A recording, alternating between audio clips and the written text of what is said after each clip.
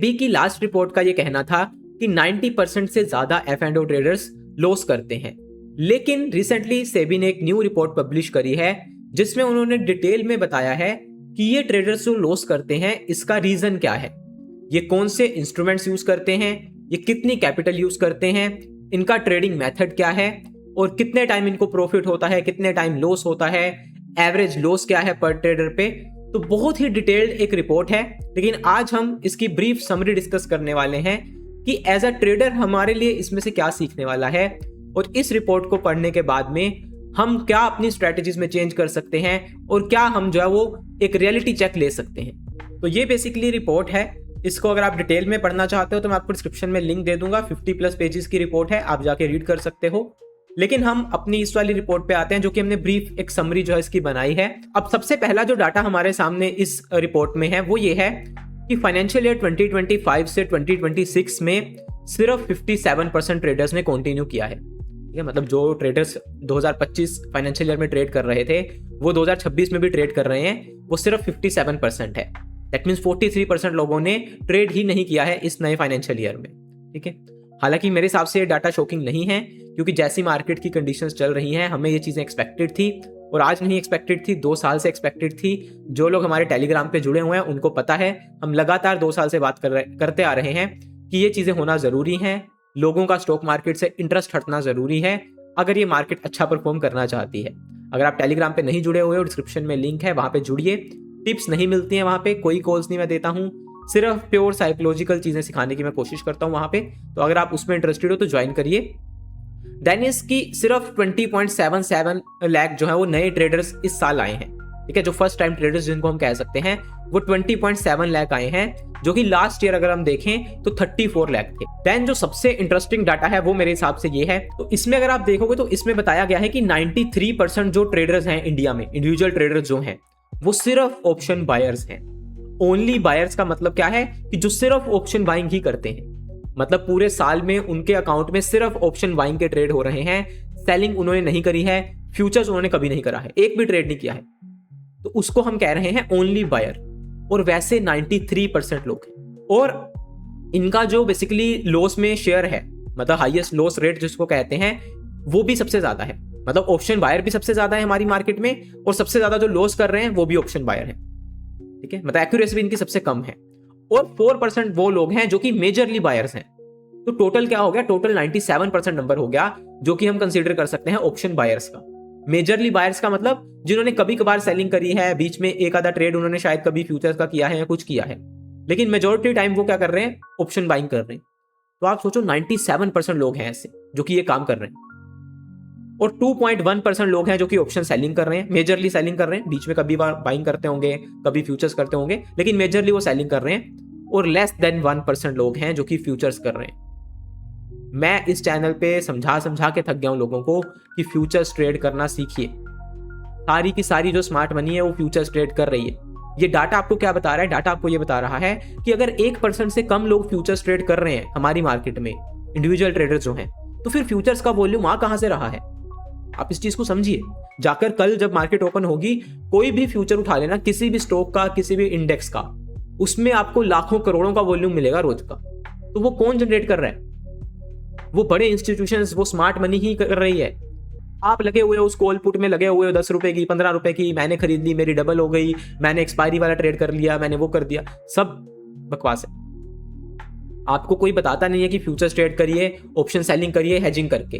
आप अगर कोई एक कॉल सेल कर रहे हो तो साथ में कॉल बाय करिए, अगर पुट सेल कर रहे हो तो साथ में पुट बाय करिए। और सेम आप फ्यूचर जब कर रहे हो तो फ्यूचर जब आप लॉन्ग कर रहे हो या शॉर्ट कर रहे हो तो साथ में उसका ऑप्शन के थ्रू हेज लीजिए, लेकिन ट्रेड तो करके देखिए। लेकिन नहीं, हमें वही ऑप्शन बाइंग करनी। तो यहाँ पे वही समझाया गया है कि जो सिर्फ मेजरली ऑप्शन सेलर है उसका लॉस भी कम हो रहा है, फ्यूचर ट्रेडर का लॉस भी कम हो रहा है, लेकिन ऑप्शन बायर का लॉस सबसे ज्यादा है। बट फिर भी लोगों को क्या लगता है कि हम किसी दिन जो है वो ऑप्शन बाइंग को समझ जाएंगे और हम इसमें पैसा बनाएंगे। देन नेक्स्ट स्लाइड हमें बता रही है कि जो यंगर ट्रेडर्स हैं वो ज्यादा एक्सपोजर ले रहे हैं। अगेन वही जो लोग सोशल मीडिया से इन्फ्लुएंस्ड हैं, जिनको ऐसा लगता है कि ट्रेडिंग तो कोई जादू है और एकदम से हम अमीर हो जाएंगे। अब यहाँ पे अगर आप देखोगे तो जो 30 ईयर से कम एज वाले हैं उन्होंने 93 टाइम्स ज्यादा टर्नओवर जनरेट किया है। ठीक है, मतलब अगर मान लो उसका किसी का कैश में पोर्टफोलियो है या फिर इनकम अपनी उसने कुछ सेट कर रखी है, जो भी ब्रोकर में उन्होंने सेट कर रखी है उसके अगेंस्ट में, ठीक है।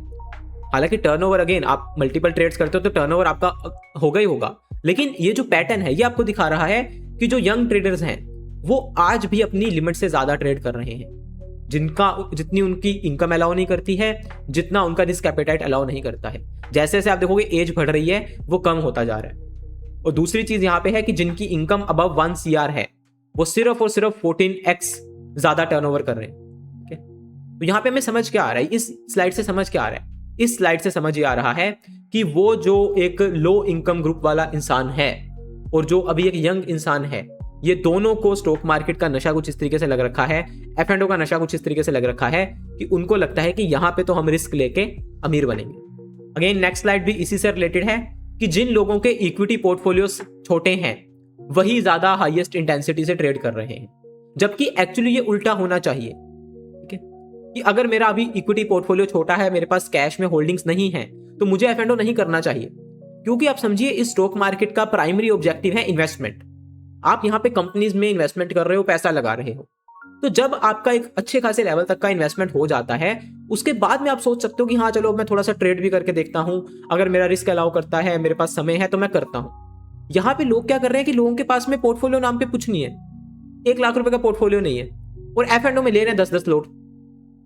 तो गलती हमारी है, यहाँ पे मार्केट की गलती नहीं है। देखो यहाँ पे यही बताया गया है कि 90% जो लॉस करने वाले लोग हैं उनका पोर्टफोलियो 1 लाख रुपए से भी नीचे का है। अगेन प्रॉब्लम कहां पे, प्रॉब्लम वो कैपिटल वाली ही है कि कैपिटल नहीं है आपके पास में इनफ। मेरे स्टूडेंट्स जो भी आते हैं हमारे प्रोग्राम्स में, जो भी सीखने आते हैं, मैं उनको अपफ्रंट बोलता हूं कि सीखना है, समझना है तो 2-2.5 लाख रुपए से शुरू करिए, उतने में आप सीख सकते हो। लेकिन अगर सीरियस पैसा बनाना है इस मार्केट में और चाहते हो कि आपकी मेहनत का फल आपको मिले, तो कम से कम 10 लाख रुपए लेकर आना, उससे नीचे बात मत करना। क्योंकि 10 लाख रुपए के ऊपर अगर आप मंथली 2 से 3% भी बनाओगे ना, जो कि एवरेज आपका लॉन्गर रन में बनेगा, मतलब अगर आप मेहनत करते हो, उससे ज्यादा बनेगा भी नहीं, 10% नहीं बनता महीने का। मान लो 3% भी आपने बनाया तो 10 लाख के ऊपर आप 30,000 बनाओगे एवरेज महीने का, तो आपको दिखेगा कि मैंने कुछ बनाया। अब 1 लाख रुपए के ऊपर अगर आप 3% बनाओगे, चाहे आप फ्यूचर कर लो, चाहे आप ऑप्शंस कर लो, सेलिंग कर लो, जो मर्जी कर लो, तो क्या 3,000 बनेगा? क्या करोगे उस 3,000 का? चार्जेस लग जाएंगे, सब कुछ लग जाएगा, हाथ में कुछ नहीं आएगा, ठीक है। तो रियलिस्टिकली समझो चीजों को। जिन लोगों का पोर्टफोलियो 1 लाख से 1 करोड़ तक है, उन्होंने 43 टाइम्स सिर्फ ज्यादा ट्रेड किया है टोटल, मतलब अपना टर्नओवर जो है। इन लोगों का देखो टर्नओवर 1600 गुना ज्यादा टर्नओवर है इनका टोटल मिला के, जिनका 1 लाख से नीचे का पोर्टफोलियो है। और जिनका 1 CR से ऊपर है पोर्टफोलियो, उन्होंने सिर्फ 8 गुना ज्यादा जो है वो टर्नओवर जनरेट किया है।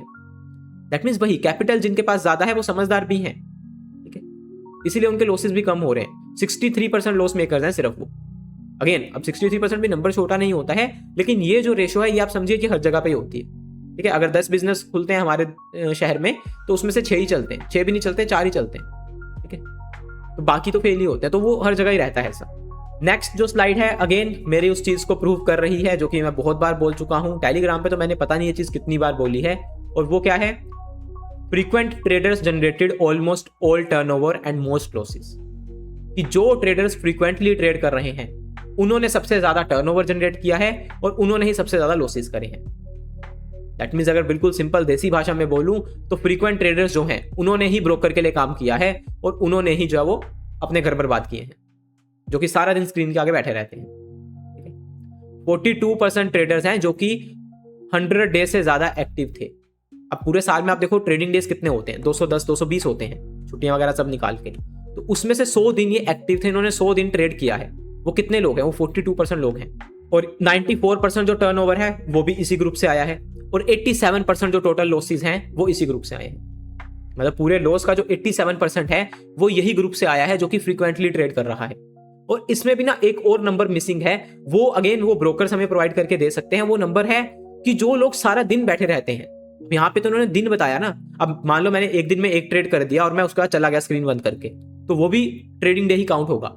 लेकिन अगर हमें किसी तरीके से ये डाटा मिल सके कि वो जो 6 घंटे हैं 9:15 से लेके 3:30 तक का जो टाइम है, उस 6 घंटे के दौरान जो ट्रेडर स्क्रीन के आगे ज्यादा बैठा हुआ है और जो ट्रेडर स्क्रीन के आगे नहीं बैठा हुआ है, उनका रिजल्ट क्या है, मैं आपको 100% गारंटी के साथ बता सकता हूं कि जिस इंसान का टर्मिनल ज्यादा खुला हुआ है वो ज्यादा लॉस में है। ठीक है, और ये आपको भी पता है, अपने आसपास अपने दोस्तों को पूछ लेना और खुद से भी पूछ लेना कि जब जब आप स्क्रीन के आगे ज्यादा बैठते हो आपको लॉसेस ज्यादा होते हैं। मैंने बहुत बार ये शेयर किया है अपने स्टूडेंट के साथ में, आज मैं आपको भी बताता हूं। अगर हफ्ते में 5 दिन की ट्रेडिंग हो रही है ना, ठीक है, अब 5 दिन में आप समझो 30 घंटे होते हैं टोटल, मतलब 6 घंटे की अगर रोज ट्रेडिंग हो रही है तो पूरे हफ्ते में 30 घंटे ट्रेडिंग हो रही है। और अगर मैं आपको पूरे हफ्ते का अपना स्क्रीन टाइम बताऊं ना, मतलब जब मार्केट चल रही होती है उस समय, तो उस समय मेरा पूरे हफ्ते का मिलाकर जो स्क्रीन टाइम है ना, वो 20 मिनट से ज्यादा नहीं होगा। ठीक है, मैक्सिमम अगर मैं पकड़ लूं तो आधा घंटा, वो भी सिर्फ ऑर्डर एग्जीक्यूशन के लिए। मैं नहीं बैठता हूं स्क्रीन के आगे। मेरी सारी जो स्टडी होती है वो ऑफ मार्केट आवर्स में होती है, जब मार्केट बंद हो गई है। जब मार्केट बंद हो गई है ना, तब शायद मैं एक दिन 6 घंटे 8 घंटे स्क्रीन के आगे बैठता हूँ। 3:30 मार्केट बंद हुई, 5 बजे बैठ गए, 6 बजे बैठ गए, रात को बैठ गए 3 घंटे 4 घंटे, क्योंकि असली काम वहां पे है, एनालिसिस वहां पे करना है। जब मार्केट खुली है वहां पे तो सिर्फ एग्जीक्यूशन करना है ना। और ये सब चीजें वैलिड तब है जब आप स्विंग ट्रेडिंग थोड़ी सी कर रहे हो, पोजिशनल ट्रेडिंग कर रहे हो, चाहे एफ एंड ओ में करो, 5 दिन 10 दिन 15 दिन का ट्रेड लो, उस चलेगा। लेकिन अगर आप वो इंट्राडे वाला माइंडसेट लेके बैठे हुए हो कि मेरे को स्क्रीन के आगे बैठ के ही दिन में 50 ट्रेड करने ही करने हैं, तो फिर आपके लिए चीज वैलिड नहीं है। फिर आपको स्क्रीन के आगे बैठना ही पड़ेगा, और फिर आप इसी कैटेगरी में आओगे। आज भी आओगे, 5 साल बाद भी आओगे, 10 साल बाद भी आओगे। और ये मैं क्यों बोल रहा हूं? ये मैं बोल रहा हूं नेक्स्ट डाटा की वजह से, क्योंकि ये मिसकंसेप्शन जो बहुत सारे लोगों को है। लोगों को लगता है कि यार अभी तो मैंने शुरू किया है ना, मुझे 1 साल हुआ है, 2 साल हुआ है, तो मैंने तो सुना हुआ है, मेरे दोस्तों ने भी बोला है, सोशल मीडिया पे जो वो इन्फ्लुएंसर थे उन्होंने भी बोला था कि ट्रेडिंग सीखने में 3-4 साल 5 साल लग जाते हैं, तो मैं लगा रहूंगा तो मेरा पैसा बनना शुरू हो जाएगा। ऐसा नहीं है, ये आपकी गलत सोच है, क्योंकि इसमें यही बताया हुआ है कि more years of participation did not improve aggregated outcomes. कि ये मत सोचे कि अगर आपको 5 साल 7 साल का एक्सपीरियंस हो जाएगा तो आप ऑटोमेटिकली प्रॉफिटेबल बन जाओगे। ये देखो, 5 साल बाद भी जो है वो लोग लॉस में ही हैं। वो क्यों हैं? क्योंकि आप गलत जगह पे हथौड़ा मार रहे हो। क्या ये मार्केट ऐसी चीज है जहां पे ऐसा नहीं कि एक्सपीरियंस के साथ साथ में आप खुद ही सही हो जाओगे। अगर आप अपने रास्तों को चेंज नहीं कर रहे हो, आप जो चीजों में गलतियां कर रहे हो, जहां पे आपको लॉसेस हो रहे हैं, आप उसको चेंज नहीं कर रहे हो, तो आप 5 साल बाद भी वहीं मिलोगे। तो कोई सही मेंटर ढूंढिए जो कि आपको गाइड कर सकता है। मैं ये नहीं बोल रहा हूं कि आप मेरे पास आइए, मेरे से सीखिए, ठीक है। मैं सिर्फ ये बोल रहा हूं कि सीखिए और सही चीजें सीखिए, जहां पे एटलीस्ट आपको रिजल्ट्स दिखने शुरू हों। ये मार्केट ऐसी है जहां पे कि अगर आप सही चीज को पकड़ रहे हो ना, तो वो रिजल्ट्स आपको 2-3 महीने में ही देना शुरू कर देगी। एटलीस्ट आपका लॉस कम हो जाएगा, आप थोड़ा थोड़ा प्रॉफिट बनाना शुरू कर दोगे, तो आपको समझ आएगा कि मैं सही रास्ते पे हूं। लेकिन आपने कोई चीज सीखी, आपने कोई चीज समझी, और 6 महीने बाद भी आप वही लॉसेस कर रहे हो, इसका मतलब आप या तो उसको फॉलो नहीं कर रहे हो सही से, या फिर उस चीज में ही गलती है। तो सबसे पहले तो अपने इंस्ट्रूमेंट चेंज करिए। ये मत सोचे कि मैं 5 साल 7 साल ऑप्शन बाइंग करता रहूंगा तो 7 साल बाद मैं ऑटोमेटिकली प्रॉफिटेबल बन जाऊंगा। एंड अगेन इस स्लाइड में भी यही है कि जो लोग जो है वो डेरिवेटिव हैवी पार्टिसिपेशन कर रहे हैं, कि मतलब वो डेरिवेटिव्स को ही अपना मेन काम बना के बैठे हुए हैं, उनके लॉसेस ज्यादा हैं, ठीक है।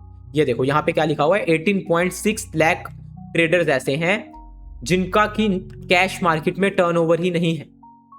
आप यकीन कर सकते हो ये चीज, 19 लाख के आसपास लोग ऐसे हैं इस मार्केट में जो कि सिर्फ डेरिवेटिव्स ही ट्रेड कर रहे हैं। उन्होंने पूरे साल में कैश मार्केट में ट्रेड ही नहीं किया है कोई।